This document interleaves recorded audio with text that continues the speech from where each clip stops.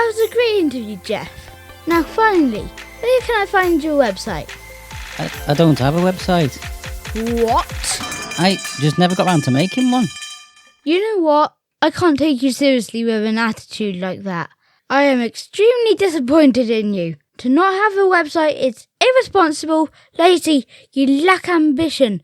I mean, where's the vision? Don't be like Jeff. Be responsible. Get out there and shine with a beautiful website by Web Orchard, where they will take care of all of your website needs.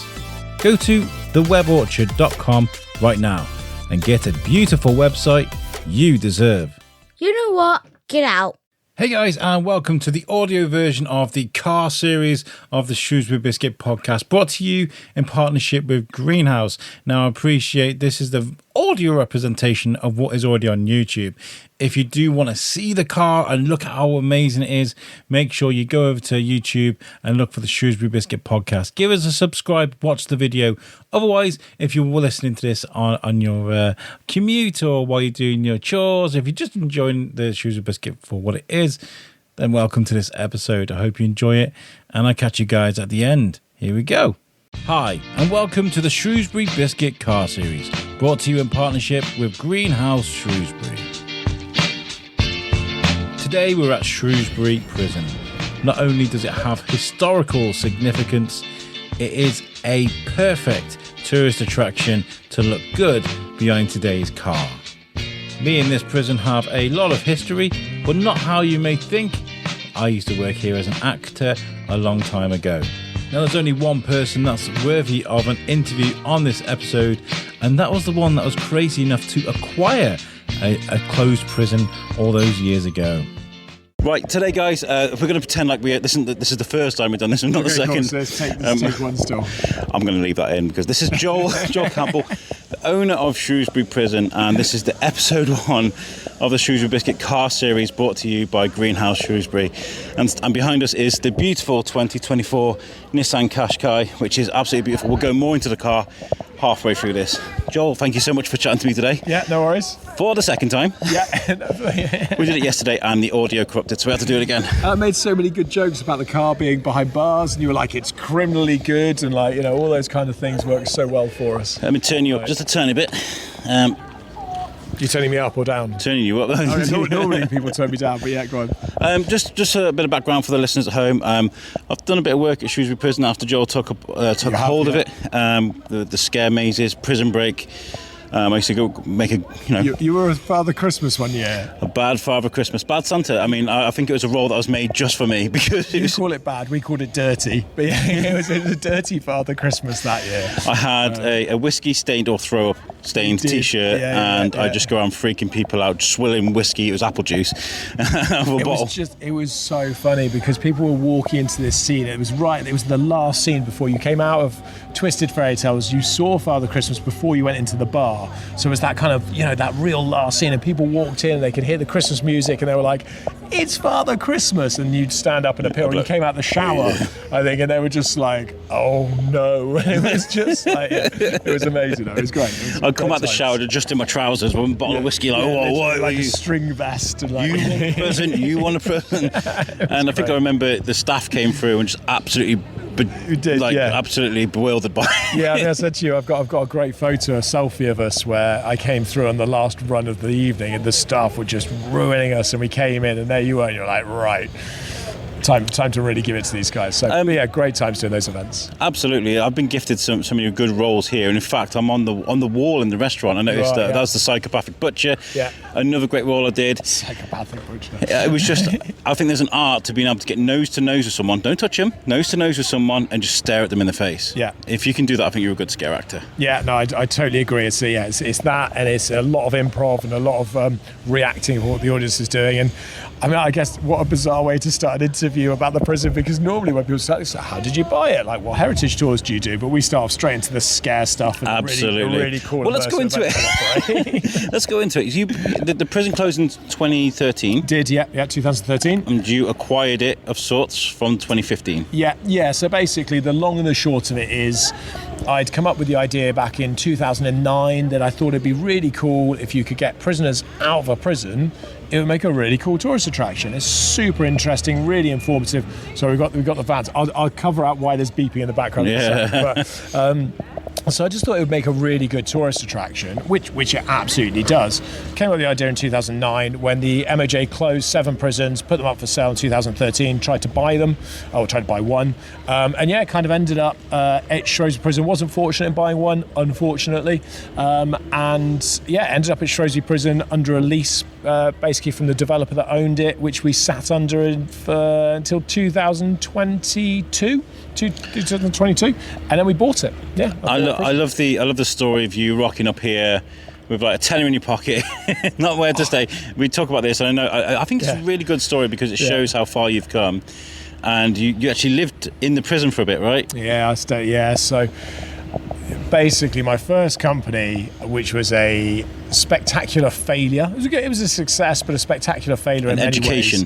Yeah, an education. And it basically, when it collapsed, it left me with £83,000 worth of debt. So I had so less than £10 in your pocket. Yeah, £83,000 worth of debt. I think I had £1.57 in my bank account. I remember that because it was a chapter in my book. It was £1.57 in my bank account, and I knew there was the potential to take over Shrewsbury Prison. The owner said, "Come on up. I'm up here on this certain date. Come on up, have a look around. We'll chat about it and see if we can make something work." And I had to borrow £10 from my dad to put petrol in my car to drive up here. Drove up here, met with the owner, who was the owner then, and we had a conversation. He goes, "So what do you think?" I literally wandered around for like an hour by myself, and I met up with him. He said, "What do you think?" And I went, "Yeah, it's great. I'd love to take it. I'll take it." And he went, "Cool, crack on." And then literally, I think 2 weeks later, I was back up here. And this was so bizarre because they went, "You're going to meet our custodian, the key holder, basically. Go up there on a Tuesday. Need to be there at 12 o'clock. He'll give you a set of keys and you crack on." So I was like, "All right, this kind of seems really weird, but all right." So I came up here on Tuesday, met this guy outside. He went, "Are you Joel?" And I went, "Yep." And he went, "Here's a set of keys. You know your way around?" And I said, "Well, I've been here once." And he went, "Okay, well, there's the keys. That one does the front door, and that's pretty much all you need to know. I'm off on holiday for 2 weeks. I'll see you when I get back." And I was like, "What?" And that was it. I was left in a prison, and and I was just left with the keys to a prison, and off I went, basically. What did the prison look like back then as opposed to what it looks like now? It was just an empty shell of a building. It had been closed for about a year and a half. It was warm because it was summer, but it was a bit dank because it had just been left lifeless. Nobody was in it, so nobody had been moving around it. Was for there still like months. a prison smell to it? Like, because it's been closed for 2 years. I mean, I've never been into. Well, I have been into a real. Well, that's what they say. You go to prison, you never forget the smell. I mean, that's what I've heard. I think the officers would say it doesn't smell like it did when you had 350 guys living in it, as I'm sure you can imagine. Yeah. But it certainly still felt like a prison. It was certainly scary, and I think that's what you're alluding to. I lived here because I had no money. I couldn't afford to pay the my house where I was living in Somerset at the time, and the rent for this place.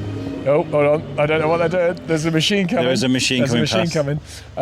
So I couldn't afford to pay for the rent and everything like that, and I couldn't afford to stay anywhere. I couldn't afford a hotel room or anything like that. So I just lived in the prison for a month. So for the first month, until I actually started making a little bit of money, and I could afford to rent a house here, I lived in the prison. And I think that's really important because this is now one of the best attractions in the UK. It won awards for it. Yeah. And it's gone from that to that. Do you know what I mean? And that's the journey. And that's why it's important to talk about this. I remember day one, it was just so ridiculous. Now, we do talk about this on occasion, which is we have to sit inside the car to do this. We don't get wet. Yeah. I remember on day one when we first opened, we didn't have any credit card machine. We didn't have a phone. We had a online booking system, and we had to do a printout basically of the names and literally went through them with a pen to go, right, you're there, and people turned up with to pay, and we could only take cash. We literally had a red cash tin, and that was it, and that was all we did. And I can remember just back in the day, it was just so basic and so, I guess, simple, but it was just so basic. And that was in 2015, and here we were with no credit card machine, no phones, and a red cash tin. It is an incredible place, and I bet you've walked past this place a million times and never even thought about coming in here. Do you get that a lot? We do, and that's I'm going to use that as a plug. Actually, that's led me on to very nicely.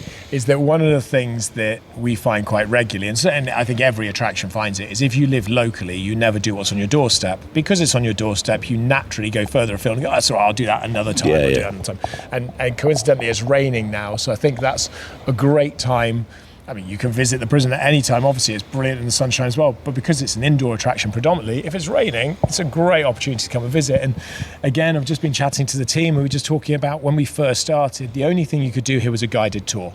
That was the only product we offered. And now you can come here, you can turn up in the morning, you can go on a guided tour at 10:30, you can then go into the restaurant and have lunch afterwards. Then in the afternoon you can go and do an escape room, or you can go do a different activity, and then you can wander around by yourself and actually investigate it more. And if you wanted to, you can come back in the evening and do a ghost tour or a paranormal investigation and hunt ghosts and such like that. Or you can come on a weekend and actually try and break out of the prison with 60 other people. So there's which I used to do. It was so much fun. And we're just rebuilding a brand new one as well, which looks epic. So you've got so many different things that you can do all in this one area, and that's actually only it's going to link me in nicely. That's only about just under 2/3 of the site is actually the prison complex as people would see it, which is the heritage side, the listed side, all the wings, the custodial elements, all the prison cells and stuff like that. The rest of the site, which is behind it, which is all the more modern buildings like a sports hall, workshops, education facilities, we're actually about to knock them all down. None of those are listed, none of them are and this is a great point, because there's lots of rumours on social media at the moment. They're all the new buildings, no listings on any of that at all.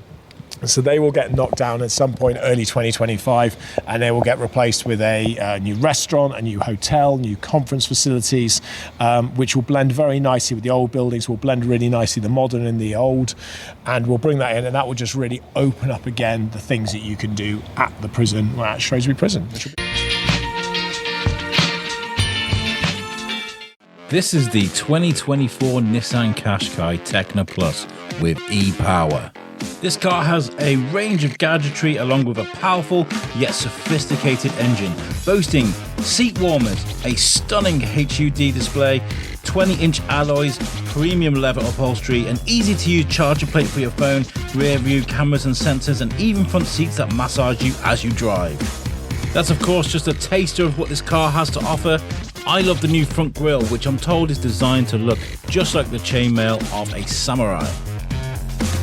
Whether you're going for a drive in nature or whether you're out and about in the town or the city, you're going to look flash in this car. I was lucky enough to spend a week getting to know this car. I also met up with videographer Martin, who we did some filming together in Shrewsbury and in Carden Mill Valley. Getting to know this car was a real pleasure, but getting to watch Martin do his thing was really educational too. He's great at what he does. His work was so great, they made an advert and featured me in it. Look how amazing this looks. I pinched this off Greenhous. I don't think they'll mind, but make sure you go to their social media to check it out properly. The 2024 Nissan Qashqai Tekna Plus with e-Power, the perfect car, whatever the setting.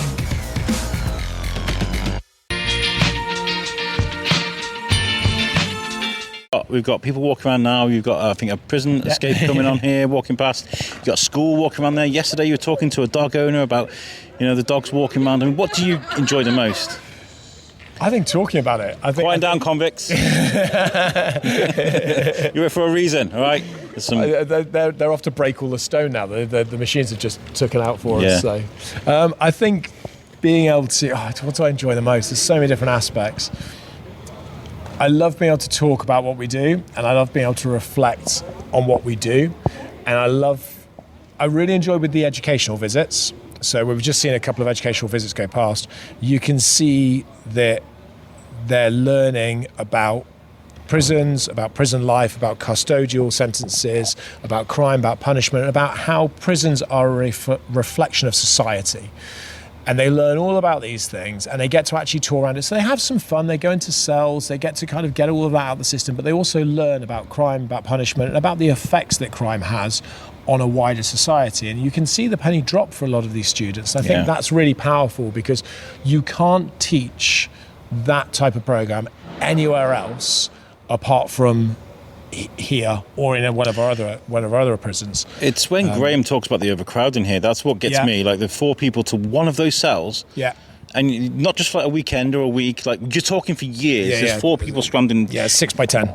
And certainly they were 3ing up at one point, and it was cramped. And you can see that here. We've got cells which we've reset up with three beds in, so you can see how cramped and tight it would have been. I think from the educational perspective, it is literally about educating the next generation, but educating them through immersive experiences. So they're not in a classroom reading it from books and seeing it on videos. They're in it, living, breathing, experiencing it. And the way we run our educational programs is there is a section of the educational programs where the students get to wander around the prison in groups, or effectively by themselves. They're still monitored and looked after, but they get to wander around so they can see and experience it in a slightly different way than you would with a teacher or with a tour guide.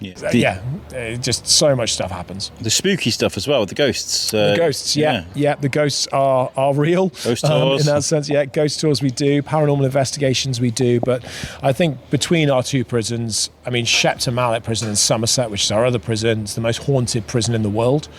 It is just out of this world in terms of ghosts and paranormal activity. This place is pretty much the second most haunted prison in the world, and again, so many things happen. I can see just the window up there. I don't think you can see it from here, but there's a window up there, and I have honest to God, but honestly, I've seen the top window up there. I've come out here in the morning in the courtyard, and the sun shines up there, and it comes down, and I've seen shadows walking past, knowing I'm the only person in the site and in the building. See, I'm a skeptic, but there have been a couple of times when this place has freaked me out. We were doing I'm the same in that sense. Yeah, it's a skeptic, but there's a few times where it's just been like, how do I explain? Do you remember? Just I don't know. I think you were there. I think you were part of the prison break. But we were doing a prison break in C Wing. And I heard someone run up the stairs, C Wing, turn right towards A Wing, and I heard them go up the green steps, the spiral stairs. And I broke character. I went up. I was like, "You're not supposed to be up there. You're not supposed to be up there." And I walked up and I checked they're all locked. And I was like, "No one there." I came down and I was like, "There's definitely somebody run up those stairs." It's happened. And I don't believe really in ghosts, but that definitely happened. So I that's catch weird. things all the time out of the corner of my eye. I'm like, "Someone just go into that cell," and I saw. I can remember seeing my very first ghost in terms of seeing what was kind of first entity, because I'm like, I'm kind of quite skeptical, but I absolutely brick it when I'm here at 2 a.m. by myself and I'm wandering around. I know it's all locked up, and I'm like, I'm still super scared. Wow. Become more school children. Lots of school children, and this is the thing. It's a bustling site. It's so busy all the time. Was it always like that? Has it taken a while to get momentum as a tourist attraction? It's had its peaks and troughs. When we very first opened, obviously it was really busy, and we were only expected to be here for a year. So everyone was like, right, we're going to get in the first few months and get it in and get it done, and that was fine. And then it quietened down, and then because I didn't really know anything about running a tourist attraction. I'm an entrepreneur. I didn't know about running a tourist attraction. It's a prison. Go and have a look. I didn't know about running a tourist attraction. So I didn't realise when I first started this that there was peak seasons and off-peak seasons. So I'd worked in gyms previously and other industries. So I found out in the first winter there's an off-peak season for tourist attractions. It got very, very quiet. It got very, very cold. Yeah, where is everyone? Exactly that. Yeah, very, very quiet, very, very cold. And what ended up happening was I had to kind of really adapt this business model to think further than just consumers and just visitors coming through the door, and going, well, actually, people don't go to tourist attractions as much in the winter months. It's cold, it's dark earlier, it's raining, it's miserable. So what do we need to do to make sure that we have an additional visitor number and therefore an additional income, which is where the idea of going, we should think about corporate team building. We should really expand on our educational profiles. We should really think about groups. We should really think about other uses that we can have. And the productions prison. as well. Yeah, productions. Anything else we can put into this building that works, that's sensitive enough, that works with the building, that doesn't damage it or take away from the brand, or take away everything we're trying to do in a sort of a larger scale vision. And that's kind of how it all sort of built, really. I would encourage anybody that's watching this to nip on over into Shrewsbury Prison and take a look. And, where can people sort of find out about what's going on, what's new, and obviously the hotel's coming up soon, and keep an eye on all that sort of stuff. Yeah. So the website's obviously going to be the main place, shrewsburyprison.com. So from there you can see everything we do, you can buy tickets, you can ask us questions, you can find all the information you need to about the prison, or any of our social media channels through Shrewsbury Prison, or Shrewsbury Prison, depending on how you say it. I should get that one right. Throw it both ways, so therefore people are happy. They do it through those channels, or just pop in and visit. We always recommend booking, because then you're not disappointed if you turn up and everything's fully booked. But absolutely, get on a guided tour. It's worth paying a few extra quid. Honestly, I wouldn't recommend it. Without a doubt, the tour guides are out of this world. Yeah, brilliant. Speaking of out of this world, we've got a planetarium coming. There's a planetarium coming as well. Yeah, we spoke about this yesterday. This is Yeah. there's a bit. There's a planetarium coming. Yeah, so it's basically a giant inflatable dome. And you go into it, and there's beanbags and cushions and everything. You lie down, and it goes very, very dark, and you look up, and then the whole interior of the dome then basically plays different videos of different experiences. There's an experience where you take off and you go into space, and you travel to Mars, and you learn all about the atmosphere and the stars and the Big Bang and how it all began. And then we've got another video which is a bit more action-based, which is about dinosaurs, and you go through prehistoric world and learn all about that kind of stuff. So those run for a couple of weeks throughout the summer holidays. So that will run. So that's really popular. So definitely get tickets for that. And it's only, says confidently, it's only £5. Cheap. So yeah, cheap. It's very, very low cost, so very accessible. And we're also running Send videos at the same time. So we'll run a Send session specifically for that group. Brilliant. So much going on here, guys. I really do recommend it. Joel, thank you so much for doing this again today. Hopefully the video works, because if not, then that's tough luck, isn't it? Right. But thank you so much for having me on. No, it's so. Thank you for bringing a nice car down. So that is the end of our first episode of the car series in partnership with Greenhouse in Shrewsbury. Thank you so much to Greenhouse. Thank you so much to Joel at the prison. And thank you guys for tuning in. Make sure you catch us next time. Peace out. Before you go, are you still here? Oh, glad you're still here. Well, listen, thank you for listening to this episode. If you really liked it, make sure you go and give Greenhouse Shrewsbury a follow on their social media. If you're going to go and buy this car on the strength of what you just, heard, watched, make sure you tell them that the Shrewsbury Biscuit sent you. Because it gives me a bit of props. And also, it shows that these content collaborations work. So, yeah, go and give Greenhouse Shrewsbury a follow. And if you're not following the Shrewsbury Biscuit podcast on social media already, then what are you doing? Get over to Facebook, Instagram, and TikTok, where we be, and give us a follow there too. Thank you for tuning in, and catch us at the next one, which is at the Flax Mill in Shrewsbury. Peace out.